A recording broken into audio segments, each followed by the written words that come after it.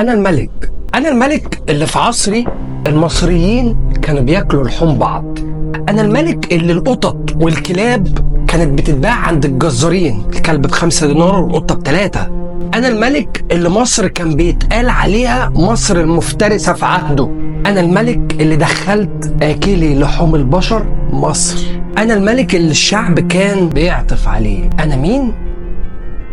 أنا المستنصر بالله.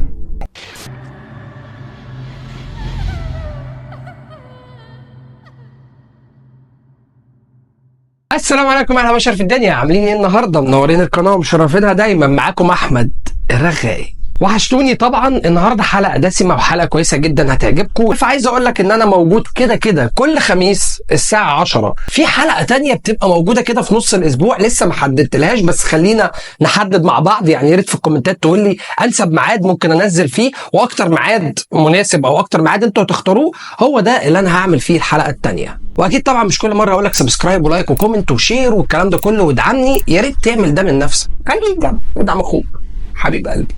طبعا انا قريت كل كومنتاتكم على الحلقتين اللي فاتوا. الناس بجد بترحب بيا، انا بفرح جدا. هو طبعا مش ناس كتير بس مش مشكله. انا زي ما قلت لكم لو واحد بس اللي بيتابعني انا هنزل فيديوهات. صلى على النبي. نبدا القصه، يلا بينا.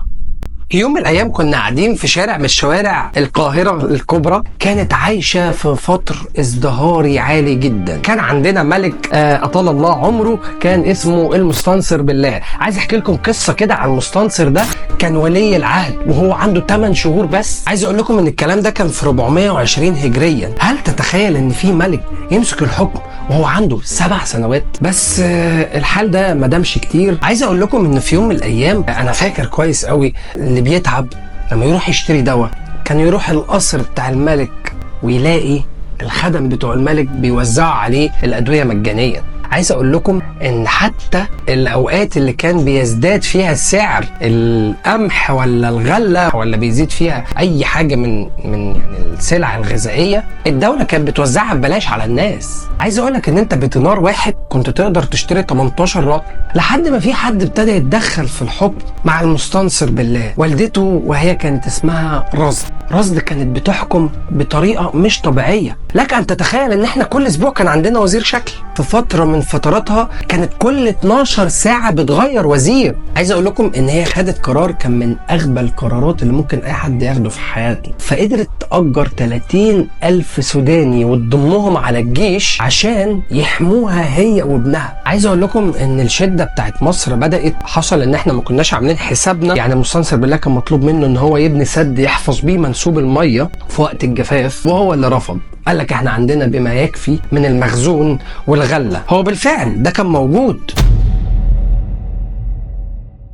عايز اقول لكم ان من تقاليد الحكم ساعتها ان انت عشان تفضل محافظ على شؤون البلاد بتشتري كل سنه ب100,000 دينار دقيق وقمح عشان يفضل عندك في المخازن بتاعتك غله تقدر تواجه بيها زياده الاسعار. عايز اقول لكم ان احنا كان عندنا وزير اسمه اليازوري ده كان بينزل كل سبت وثلاث يمشي في الاسواق يشوف اخبار التجاره ايه، اخبار السلع ايه، لحد ما في مره حصلت الكارثه. في مره وهو بيتمشى بدأ يسمع ان في ناس بتشتري 10 رطل من العيش بدينار.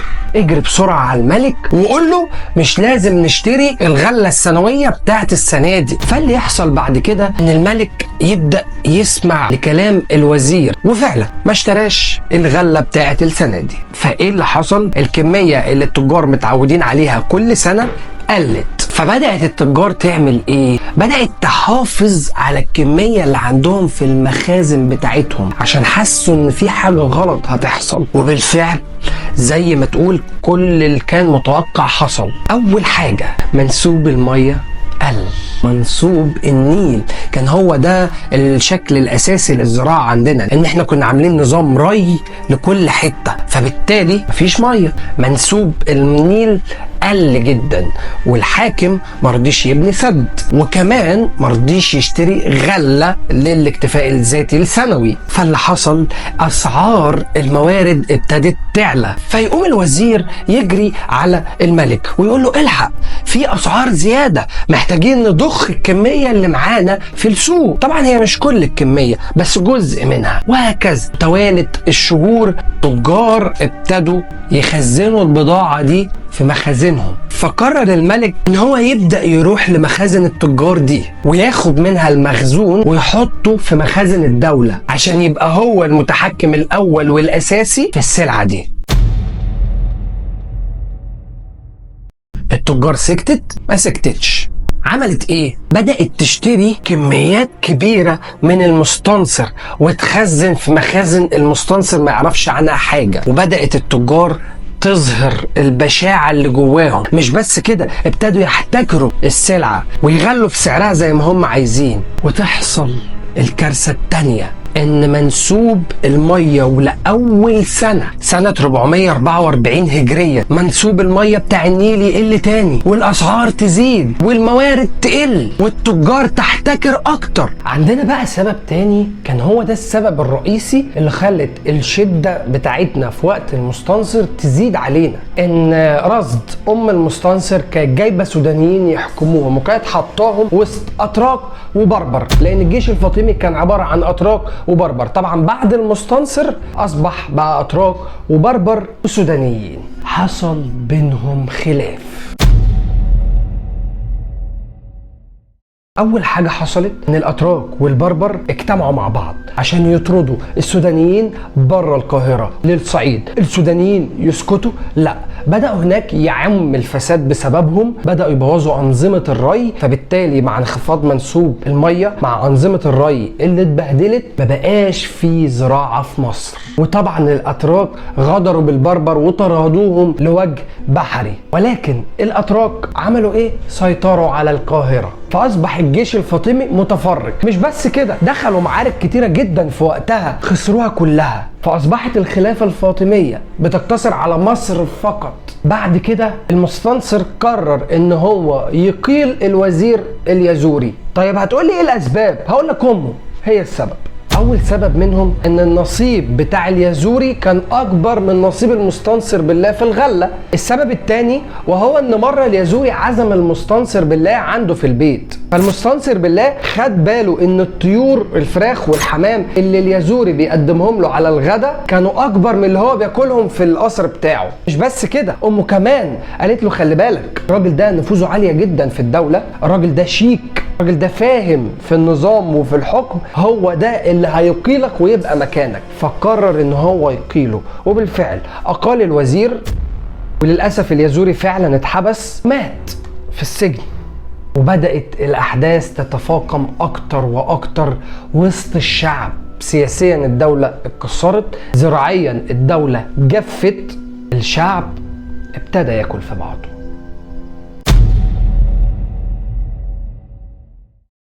عايز اقول لكم بعد الاحداث اللي انا حكيتها دي كلها عدت على مصر سنين عجاف كبار جدا. 7 سنين من العذاب للمصريين. المصريين ما كانوش لاقيين موارد، كانش فيه قمح، دقيق، حتى ما كانش فيه بق ميه الناس تشربه. عايز اقول لكم ان بدأت ساعتها حالات خطف غريبة تحصل وحالات قتل برضو محدش فاهم مصدرها ايه، لحد ما بدأت الفاجعة من موقف.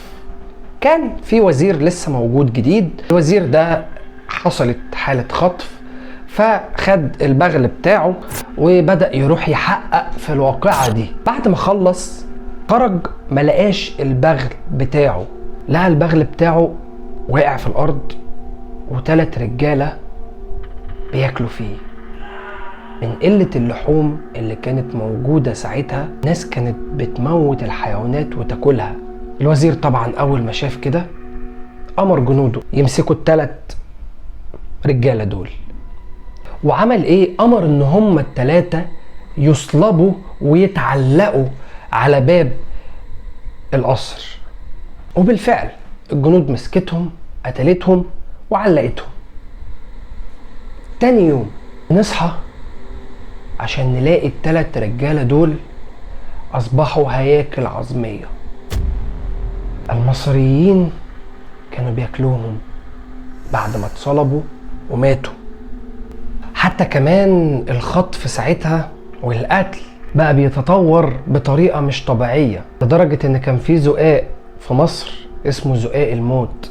الزقاق ده ما كانش حد بيمشي فيه، بسبب ان لما كان حد بيمشي فيه اكلي لحوم البشر كانوا عاملين خطاف وواقفين في المكان ده. المنطقة دي كانت البيوت فيها قصيرة، فكان بيقف على السطح واي حد معدي كان بيخطفه بالخطاف ده. الخطاف ده كان بيتمسك من هنا ومن هنا، بيتشد لفوق عشان ياكلوه. الناس ساعتها وصلت ان هم باعوا كل ممتلكاتهم عشان يقدروا حتى يجيبوا رغيف عيش واحد. عايز اقول لكم رغيف العيش ساعتها كان ب15 دينار. عارفين روية المية؟ يعني لو حطيت شوية مية في ايديك كده وشربتهم كانت بدينار. فاكرين في بداية الفيديو انا قلت لكم ال10 نطر كانوا بكام؟ دلوقتي ال15 دينار يجيبوا لك رغيف. مش بس كده، عارفين البيضة بتاعت الدجاجة كانت بتتباع بكام؟ عايز اقول لكم ان البيضة كانت بتتباع ب10 قراريط من الاراضي. في كام قصة كده مأساوية حصلت هحكي لكم عليها. الغريب اللي كان موجود بقى ان الجزارين بيبيعوا الكلب ب5 دينار والقطة ب3 دينار. كانوا بيتباعوا عند الجزار جاهزين تشتريهم، وما كانش حد بيشتري الاكل ده او اللحوم دي غير الناس الاثرياء. وطبعا هم بعد ما الحيوانات والكلاب والقطط ابتدت تختفي من شوارع القاهرة وشوارع مصر كلها، حصل ان المصريين ابتدوا يهجموا على بعض. خلاص ما بقاش فيه اكل، حتى الفلوس ما بقاش تشتري اي حاجه. في ناس كانت بتبيع بيوتها كلها عشان خاطر رغيف عيش. خليني احكي لكم عن قصه حصلت. كان في واحده معاها عقد اثري يقدر بحوالي 10,000 دينار. راحت تبيع العقد ده عشان تشتري اردب من القمح عشان تطبخ لعيالها. الناس لما شافوها هجموا عليها، فطبعا طلعت من الدقيق اللي اشتريته بالعقد ده بعد ما قيدته كبشة دقيق، وطلعت على المقطم. ايوه المقطم ساعتها كان جبل كبير بيحصل فيه ان في ناس ساعات بتقدم خطب، ووقفت بعلو صوتها وتنده وتقول: يا ناس ادعوا المولانا اللي اسعد شعبه وزودهم ببركاته. انا اشتريت الكبشة دي ب10,000 دينار. رد فعل الناس ان لما شافوا معاها الكبشة هجموا عليها عشان ياخدوا منها الكبشة. في وسط التزاحم والضغط اللي كان بيحصل ماتت، فالناس كلوها. عايز اقول لكم ان المصريين كانوا بينبشوا الترب وياكلوا الميتين. ترب السيدة عيشة دي اتفتح منها كتير جدا واتاكلوا. ترب السيدة عيشة دي الموجودة في منطقة القلعة، القاهرة، مصر القديمة. المستنصر بالله جري بسرعة على بدر الدين الجمال: الحقني، الدولة بتضيع مني، عايز أي حل. وطلب منه مساعدته وبدأ يعينه كوزير. بس بدر الدين الجمال قبل ما يقبل بالشروط دي فرض شروطه: أنا هاجي وأخلصك من الشدة اللي أنت فيها، بس بشرط السلاح سلاحي، الجنود جنودي. انا هخش وهفرض سيطرتي في كل حته، وهيبقى ليا كامل الصلاحيات ان انا اتصرف في شؤون البلاد. المستنصر بالله قال له: خلصني بس من اللي احنا فيه ده وبعد كده نبقى نشوف الوضع. بدر الدين الجمال بالفعل دخل مصر. بدأ يعمل ايه؟ اول حاجه بدأ ان هو عمل اصلاح لكل انظمه الري الموجوده في مصر. دي اول حاجه. بعد كده عزم الجيش كله، جاب اكل معاه من كل حته، من كل ما لذ وطاب، وعيش الوزراء والجنود والحاكم في ليله من اجمل الليالي اللي ممكن يعيشوها خلال 7 سنين عجاف استمرت على مصر، اللي هي الشده المستنصريه. وامر جنوده ان اللي يخلص اكل ويخرج من القلعه او من القصر يذبحه. وبالفعل الدولة أصبحت بلا قائد لأنه شروطه هي المنفذة، أصبحت بلا جيش لأنه هو خلص على كل الموجودين. أصبح إن هو عنده مشكلة تانية وهي مشكلة البذور والغلال والقمح. هيعمل إيه في كل ده؟ قالك أنا عندي حل، لملك كل المحكوم عليهم بالإعدام، جابوهم لبسوهم لبس نظيف، لبس تجار، وسابهم يومين 3 في السوق يتاجروا مع التجار. وبعد كام يوم خد الجنود بتاعته ونزل راح لأول تاجر، قال له التاجر ده كان بيخزن البضاعة في مخزنه ومش بيطلعها، اقتلوه. والجنود تروح قتلاه. يروح للتاني، وده خزن البضاعة في مخازنه، اصلبوه. التالت فرض رسوم على الناس وزود سعر السلعة، اقطعوا ايديه ورجليه. مين طبعا اللي شايف الكلام ده؟ التجار. اول ما شافوا كده اترعبوا وجريوا على مخازنهم، احنا اسفين، احنا عايزين ننول الرضا، نقدر نعمل ايه عشان نساعدك؟ وعشان تعرفوا جشع وطمع التجار في آلاف من الأطنان من الغلة والعيش والدقيق والبذور عشان نزرع ظهرت في مصر بسبب التجار لما خافوا.